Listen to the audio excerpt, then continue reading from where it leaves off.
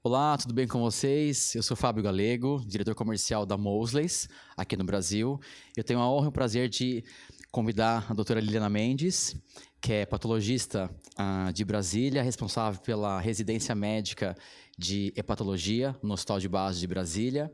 E eu convidei a doutora para bater um papinho aqui, um pouco sobre a doença de Wilson. A gente sabe que é uma doença difícil de diagnóstico, uma doença que, por ser rara, né, um pouco esquecida às vezes, não só pelo hepato, mas pela neuro também, pelas condições que o paciente pode apresentar.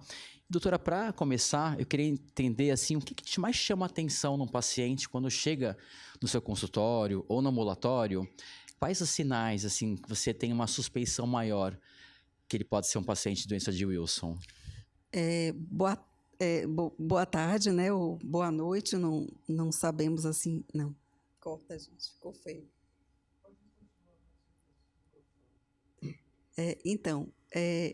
Muita honra, né, de estar aqui para falar de uma doença que eu persigo já há quase 25 anos. E, assim, para nós, o desafio é pegar esse paciente numa fase inicial. Então, quando a gente tem um paciente jovem, sobretudo, que aparece com transaminases alteradas por mais de 6 meses, a primeira pergunta que a gente faz a esse paciente é acerca de outros sintomas. Mas alguns pacientes, quando eles chegam na fase hepática, que precede a fase neurológica em 10 anos, muitas vezes só transaminase mesmo. Então, toda doença que tem uma transaminase alterada por mais de 6 meses tem que ser pensado na doença de Wilson. A gente tem esse compromisso de ter que buscar a doença de Wilson. E a gente sempre pergunta, seus pais são primos? Tem alguém na sua família que já teve um transplante ou cirrose? Isso vai fazer a gente ter mais impacto de pensar na doença e distúrbios neurológicos. E aí a gente vai perguntar sobre sono, depressão, mudança de comportamento. Então, assim, às vezes, quando o paciente chega com um quadro neurológico, é mais fácil, porque aí você já tem sinais, danos, que vão fazer com que você leve esse diagnóstico e que linke o fígado à parte neurológica. Mas na fase hepática, a transaminase alterada é que vai ser nosso maior chamariz para ir atrás do diagnóstico. Perfeito, doutora. E aí, pensando em diagnóstico, a gente sabe que a gente pode seguir, né, o score de Leipzig, que lá tem vários testes que podem ser realizados. Quais são os primeiros testes que você pensa em fazer no paciente? Então, a gente tem testes que são fáceis, que são rápidos, e a gente vai atrás de anel. Então, a presença do anel já pontua em Leipzig. Leipzig precisa só de 4 pontos. Então, por exemplo, uma ceruloplasmina baixa, abaixo de 10, por exemplo, já pontua 2 pontos de Leipzig, e o cobre urinário 2 vezes acima do valor de referência, que no nosso PCDT está em 40, já chama atenção, já pontua 4. Então, aí a gente já tem um diagnóstico só com 2 exames. O cobre urinário de urina de 24 horas, acho que a ceruloplasmina são os principais assim, laboratórios que a gente tem acesso, e a pesquisa do anel, que também já levaria esse diagnóstico lá para cima. Perfeito. Tem uma tendência muito grande, né? Hoje a genética está muito presente em várias especialidades médicas. É possível você diagnosticar um paciente e tratar um paciente de doença de Wilson sem um teste genético? Na grande maioria dos pacientes que a gente tem no SUS, a gente não tem acesso à genética. E, na verdade, isso não vai impactar na falta do diagnóstico, até porque nós temos várias mutações e a gente não conhece o real significado da presença dessas mutações no fenótipo. Então, assim, se você tiver a mutação em um lado só, você vai ter uma pontuação de Leipzig. Se você tiver autossômica recessiva, você vai ter os 2 pontos. Mas a falta da mutação não vai fazer com que esse diagnóstico seja atrasado se o médico que estiver ali tiver alta suspeição. Então, a gente não precisa da genética para esse diagnóstico. Muito bom, doutora. E outro ponto importante, você já teve acesso a vários pacientes com doença de Wilson, pacientes que chegaram talvez com um quadro mais clássico, outros não, mas qual que é a importância do diagnóstico precoce, dessa suspeição inicial, para a qualidade de vida do paciente e para o prognóstico desse paciente, quando ele é diagnosticado de forma precoce. O que você já viu na sua prática clínica? Que assim, começou um paciente com diagnóstico precoce, nossa, ele ficou muito bom, e quando ele chegou, às vezes, já um quadro distônico, por exemplo, foi um pouco mais difícil. Então, quando a gente introduz o quelante, eu acho que isso é uma coisa que a gente conseguiu incorporar com mais facilidade nos últimos anos. Acho que houve mais regularização da distribuição do quelante urinário.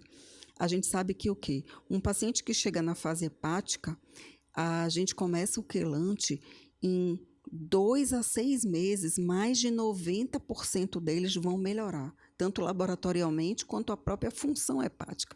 Então, a gente vê caso de paciente que estava com ascite, com icterícia, listado para transplante, que a gente consegue tirar esse paciente da lista do transplante. O neurológico, a gente precisa de um tempinho maior, até porque, como é uma doença mais avançada, a gente vai ter uma estatística assim que uma expectativa de 60% deles melhorarem em um período variável de quelação de 1 a 3 anos. Então, esse é um paciente um pouco mais difícil, mas é possível, sim, a gente conseguir reverter até danos neurológicos que a gente acredita que não seja possível naquele momento quando o paciente chega com aquela distonia, com aquela disartria. Muito bom, doutora. E para a gente finalizar, o que você entende como os principais desafios, ou um principal desafio da doença de Wilson no Brasil?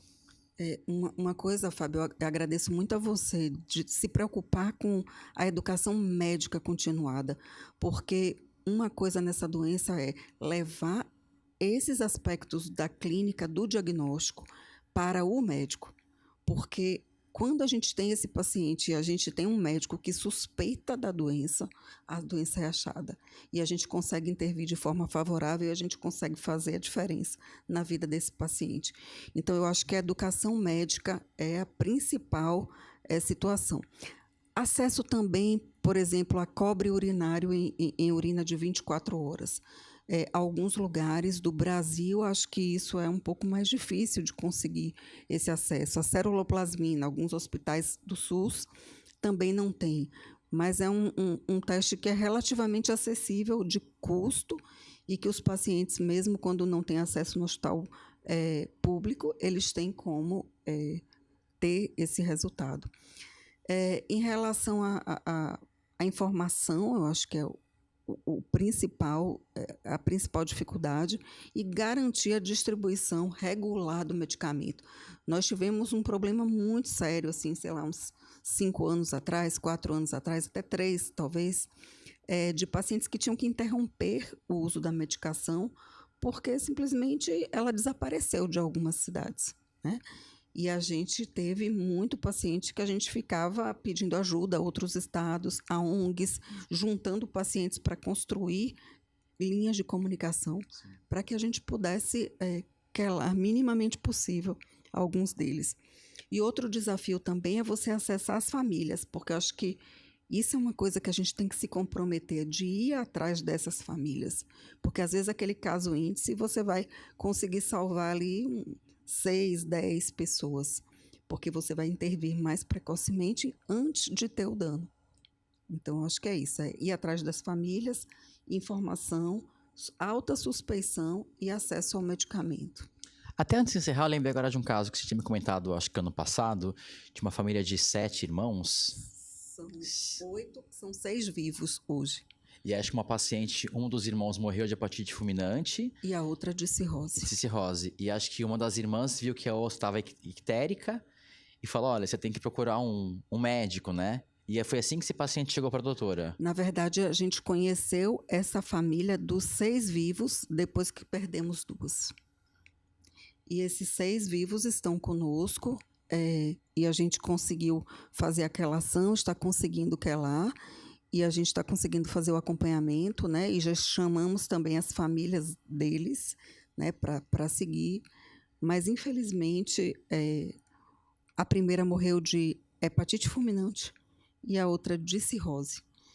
E precisou acontecer 2 vezes. E, importante nisso, é lembrar do teste da depenicilamina. Sim. Às vezes, no adulto, a gente precisa, nesses familiares que a gente não consegue fazer o teste urinário... O estímulo, né? a gente dá o estímulo com a depenicilamina no começo do teste, 12 horas depois, durante a coleta do cobre de 24 horas.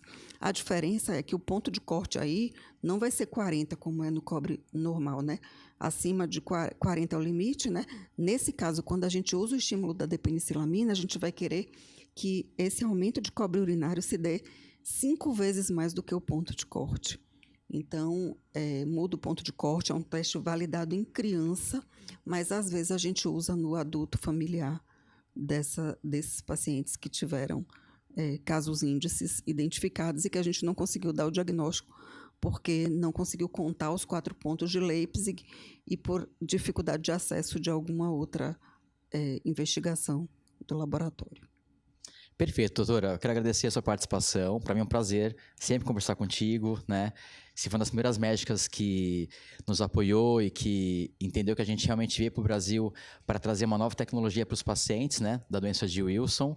E quero agradecer imensamente mesmo o nome da Moses. Agradecer também o grupo de fígado, né, do Rio de Janeiro, que nos dá também esse espaço para fazer esse tipo de interação, né, como podcast. E acho que nós nos vemos aí nos próximos eventos. Perfeito, Fábio. E assim, vamos pensar na doença de Wilson, vamos procurar, vamos achar e vamos mudar a vida dessas pessoas. Isso aí, doutora. Muito obrigado. Obrigada.